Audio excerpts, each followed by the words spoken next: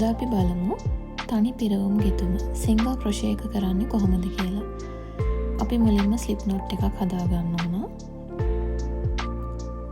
මේ විදිහට slip note එකක් හදාගත්තට පස්සේ අපි දම්වැල් කීපයක් ගොතා ගන්න ඕන.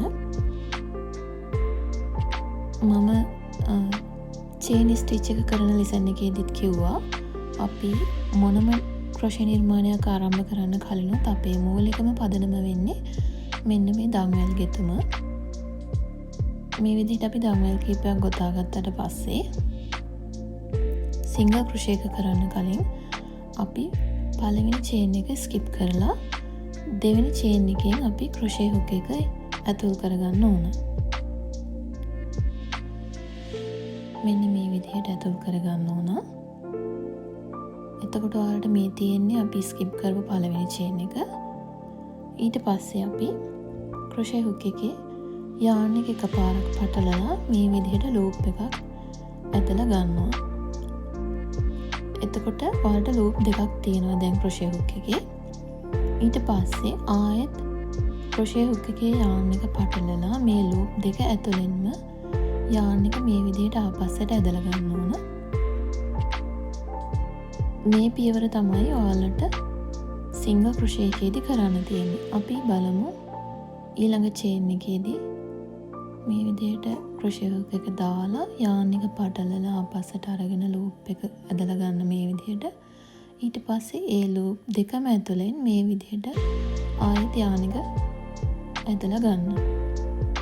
ඊළඟ චේන් එකේදී මේ පියවරමයි ලූප් දෙකම ඇතුලෙන් යාන් එක මේ විදිහට ආපස්සට ඇදලා ගන්න. අපි බලමු මේ දම්වැල් පේලිය ඉවර වෙනකම්ම සිංගල් ක්‍රොෂේ එක කරලා ඉවර වුණාම කොහොමද තියෙන්නේ කියලා.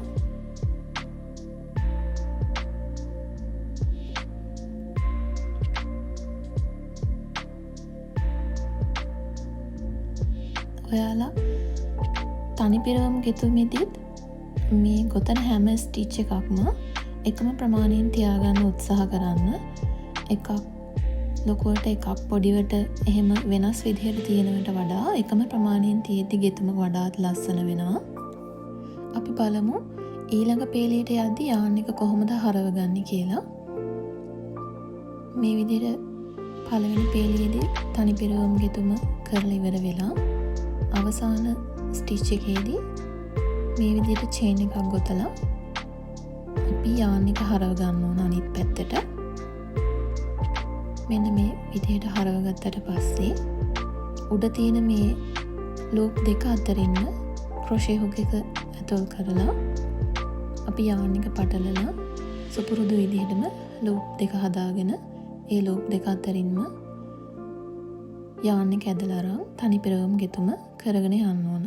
මෙතනදී වැදගත් වෙන්න ඕන මේ ලූප් දෙක අතරින්ම ක්‍රොෂේ හුක් එක හරියට දාගන්න. මෙන්න මේ විදිහට පැටලෙන්න පුළුවන්. එහෙම පැටලුණොත් බය වෙන්න එපා. ක්‍රොෂේ හුක් එක ආයෙ ඇදලා අරගෙන ඒ පැටලෙන්නේ නැති වෙන්න හරියට නූල පටලලා ආයෙ අරගන්න. අපි බලමු දෙවෙනි පේලිය කරලා ඉවර වුණාම සිංගල් ක්‍රොෂේ එක කොහොමද තියෙන්නේ කියලා.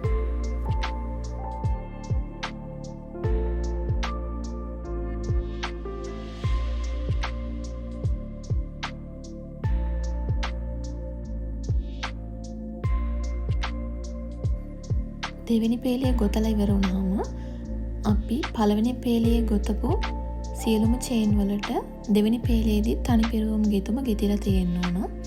ඒ ගැන ඔයාලා සැලකිලිමත් වෙන්න. එහෙම එකක් අඩුවෙන් හරි එකක් වැඩියෙන් හරි ගෙතිලා තිබුණොත් අපේ නිර්මාණය දෙපැත්තෙන් අසමාන වෙන්න පුළුවන්. මේ විදිහට අපි පළවෙනි පේලියේ තියෙන හැම ස්ටිච් එකකටම දෙවෙනි පේලියේදීත් අපේ තනි පිරවුම් ගෙතුම ගෙතෙන්න ඕන. තල ඉවර වුණාම මෙන්න මේ විදිහට තියෙන්න ඕන දෙවෙනි පේලියේදීත්. ඔයාලා මේක පුරුදු වෙනකන් ආයෙ කරන්න. එකපාරක් කරලා නතර කරන්න එපා. අතහොරු වෙනකම්ම මේ විදිහට ගොතලා පුරුදු වෙන්න.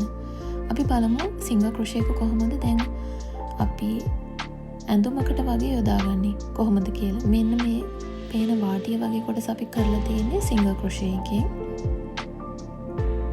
අපි මූලික ගෙතුම් ක්‍රම කීපය ඉගෙන ගත්තට පස්සේ අපි බලමු කොහොමද ඇඳුමකට මේ ගෙතුම් නිර්මාණ යොදාගන්නේ කියලා. එහෙනම් අපි ඊළඟ වීඩියෝ ලෙසන් එකෙන් හම්බ වෙමු. අපේ ඊළඟ පාඩම වෙන්නේ half double crochet. භාග දෙපට පිරවුම් ගෙතුම.